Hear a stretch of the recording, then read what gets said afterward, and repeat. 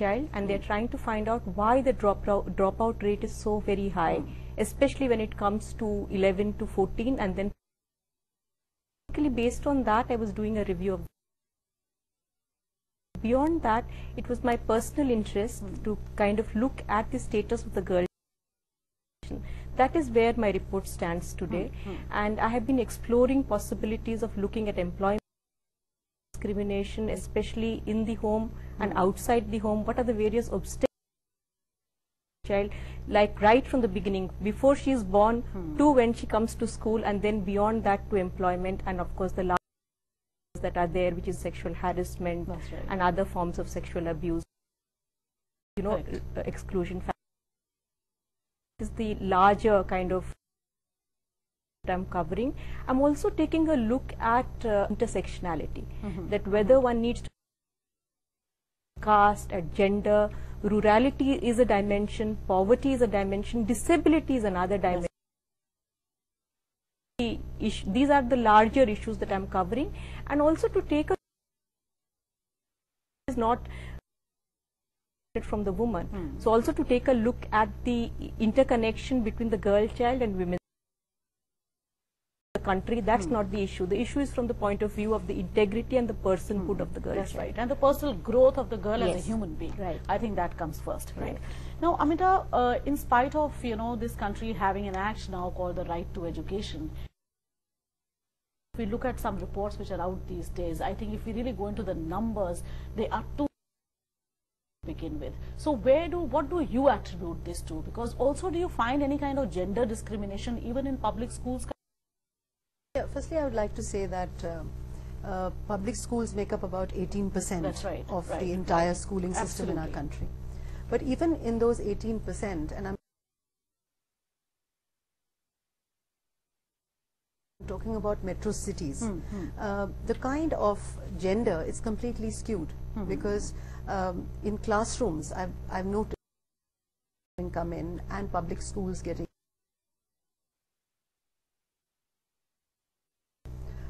since I am at Pusa Road, Springdale's Pusa Road, I have a very large area that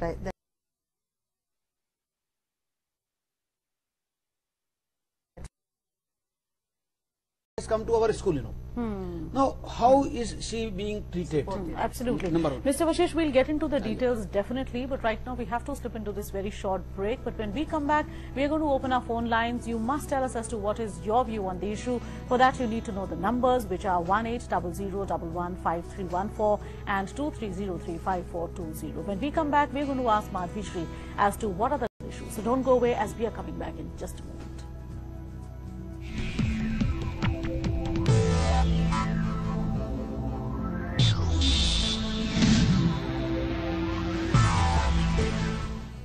Welcome back. You're watching Gender Discourse, and today we are talking about the challenges in educating the girl child.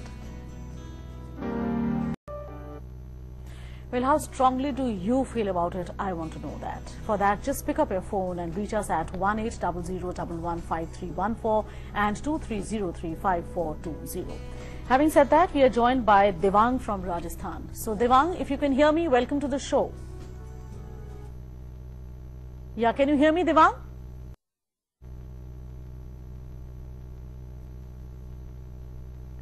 Devang, can you please hear my voice? Well, we seem to have lost our first call of the day, but I'll come to you, Madhvi Shri, here. I believe you have some data that you want to talk about, and also after that I would want to know what are the grassroots realities that you have come across as far as sending little girls to school is concerned. Yeah, Lottie, as the gentleman was saying, I just wanted to share the data. It's 13.8 million boys and it was 5.4 million girls enrolled at primary level in 1950-51.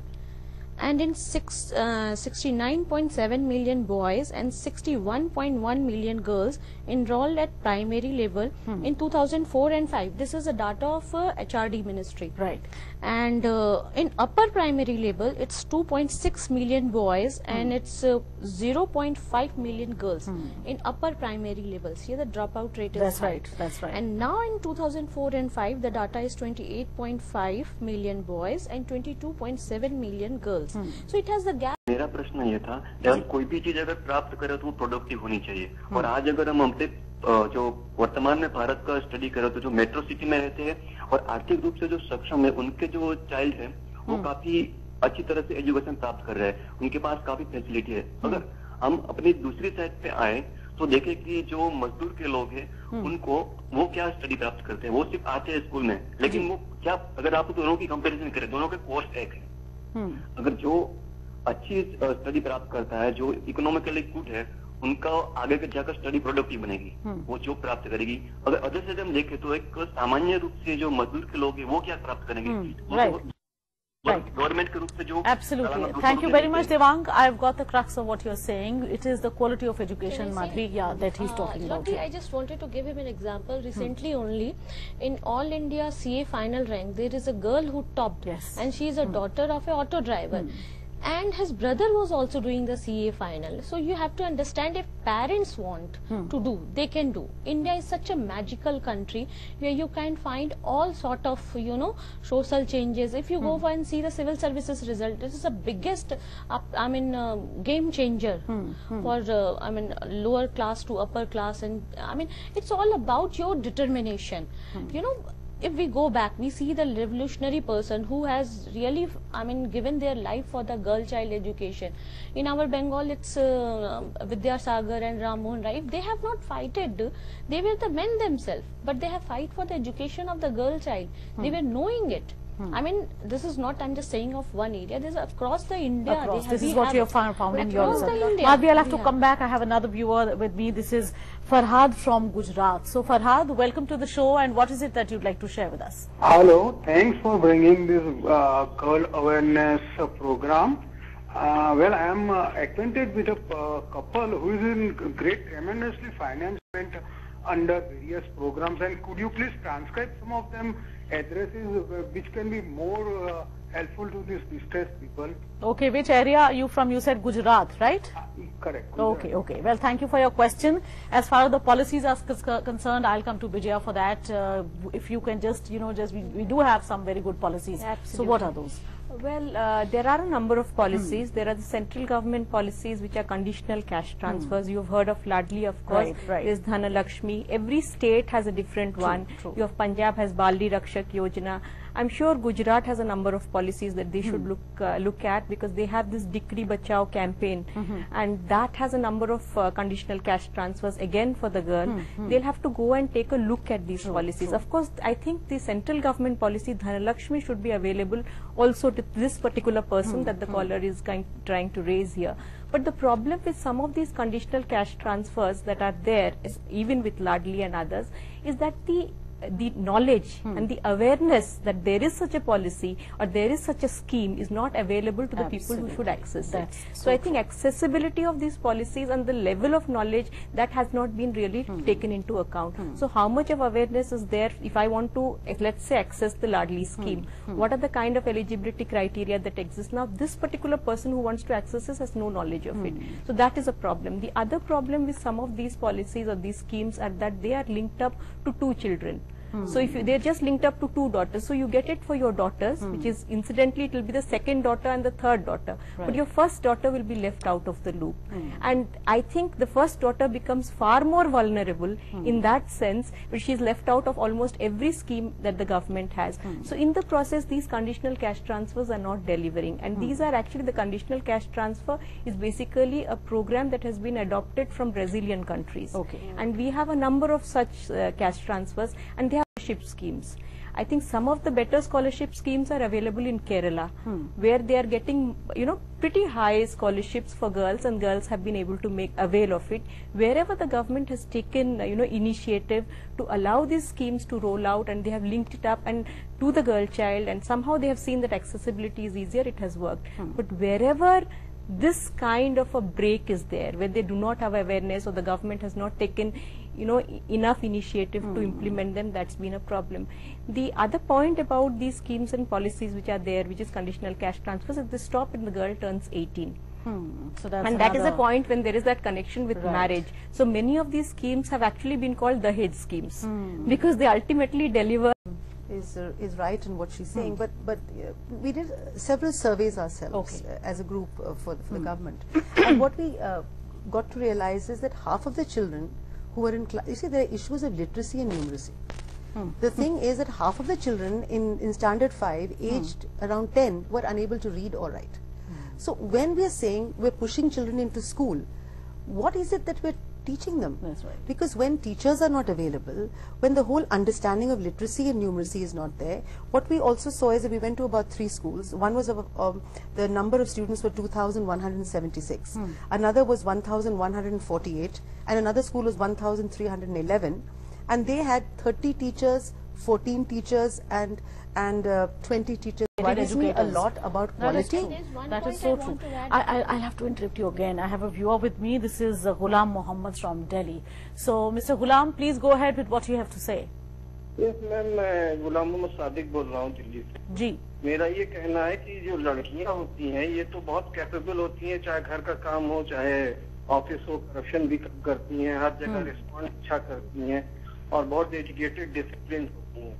लेकिन मामला यहाँ ये है कि अब इतना school college education का व्यवसायीकरण हो गया है कि पेरेंट्स जो है वो सोचते हैं कि इसमें पैसा लगाना। Thank you very much Mohammad साहब, आपने बिल्कुल सही बात कही कि इन्वेस्टमेंट के तौर पर ही देखा जाता है और इन्वेस्टमेंट जब फायदा देती है तभी इंसान इन्वेस्ट करता है। You are very right and I think this is a thinking that we all need to really get out from. Well folks, it's time for us to slip into another break, but do come back quickly as we still will be talking about the status of the girl child's education in India. Well, right now we have with us a viewer. This is Mr. J.N. Rao from Tamil Nadu. So, Mr. Rao, if you're there with me, welcome to the show. Thank you. And my comments on the subject are as follows. Challenges in educating the girl child can be solved if the objectives and principles of the Universal Declaration of Human Rights are followed and implemented in letter and spirit. And only women can also excel similar to their male counterparts. Equal rights for female children, equal opportunities to come up and shine in life. Thank you. Thank you very much for joining us. Indeed. Now, sir, we have been talking about, just sending these girl children to school or children to school per se.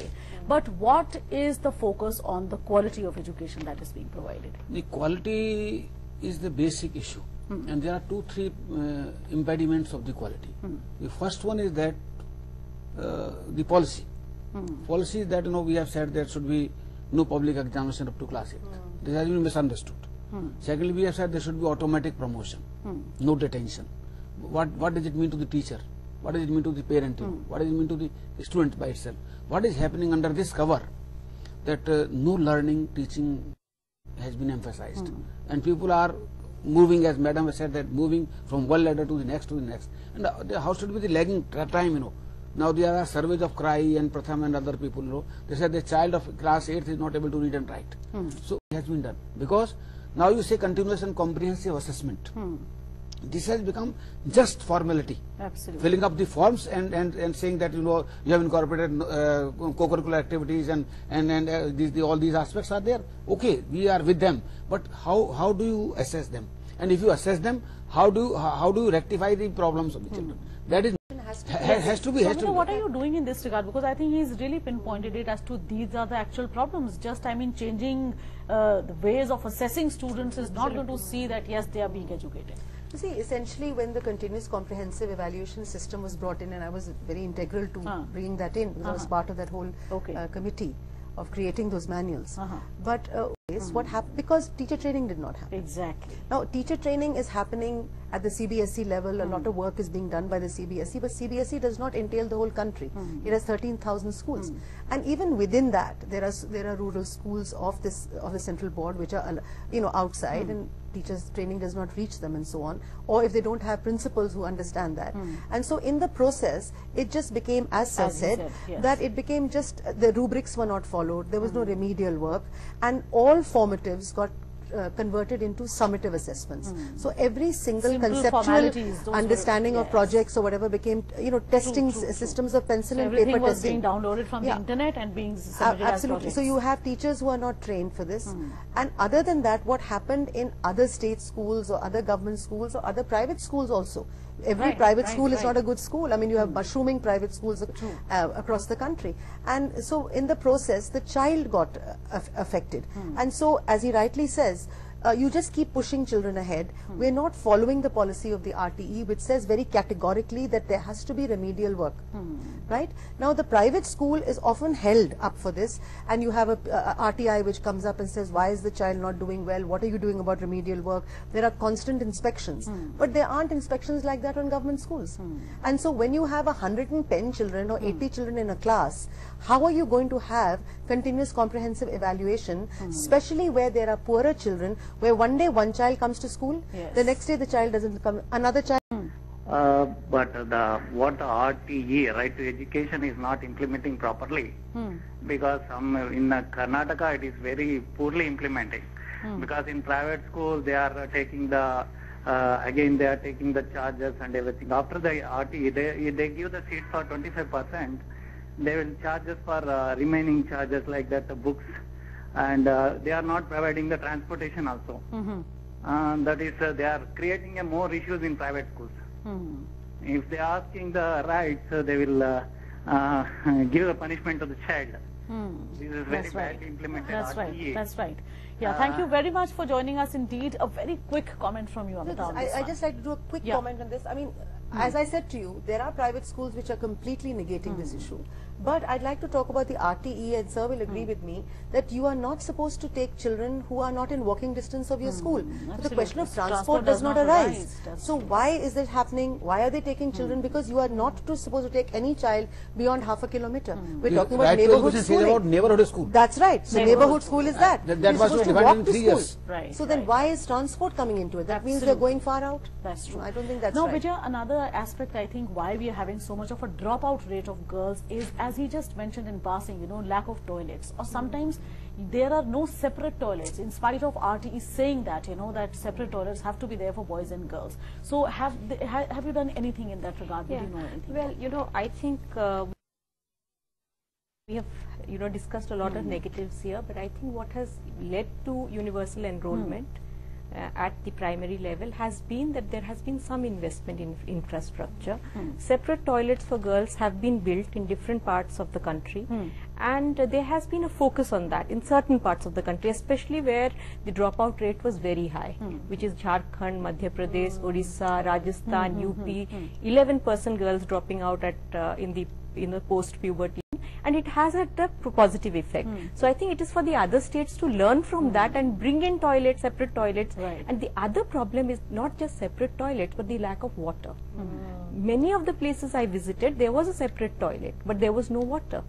So therefore that became another problem, because there were these very unsanitary kind of conditions, and especially with young girls, menstrual hygiene is so important for them, and not having, you know, and they are, most of them are using cloth and the other things. So in the rural areas, this has become a deterrent in terms of women's health, because there is no water. So just having a separate toilet doesn't serve the purpose. Absolutely. So similarly, just having, you know, the kind of a curriculum that you set out, there are wonderful curriculums, you have gender there, the pedagogy is not there, the teachers who teach it have no understanding, they continue to reinforce the same stereotypes. So ultimately it all fails. Now with the RTE Act, for example, there is also this thing about teacher-student ratio, and none of that has been followed in any of the schools. So therefore, if even the policy that has been made, if it is followed to the T, at least certain things will develop, you know, deliver. The other program, which is also associated with adolescent health and with hygiene as well as education, is Sabla.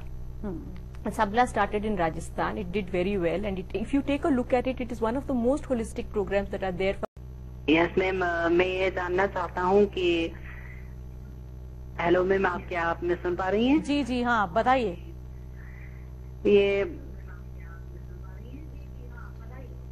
हाँ जी ma'am, हम ये जानना चाहते हैं कि लड़कियों के बारे में कुछ ऐसी कुछ इंफॉर्मेशन जो एजुकेशन के लिए उन्हें बहुत ही इम्पोर्टेंट साबित हो. Thank you very much. I think आज हम इसी के बारे में बात कर रहे हैं, बहुत देर से बात कर रहे हैं. अब शायद आपने हमें थोड़ी देर से ज्वाइन किया है. And Madhavi, I would like you to take this forward now. As you know, midday meals, that's the scheme that was introduced by the government. But then what happened on the way was that the quality of that food was so poor.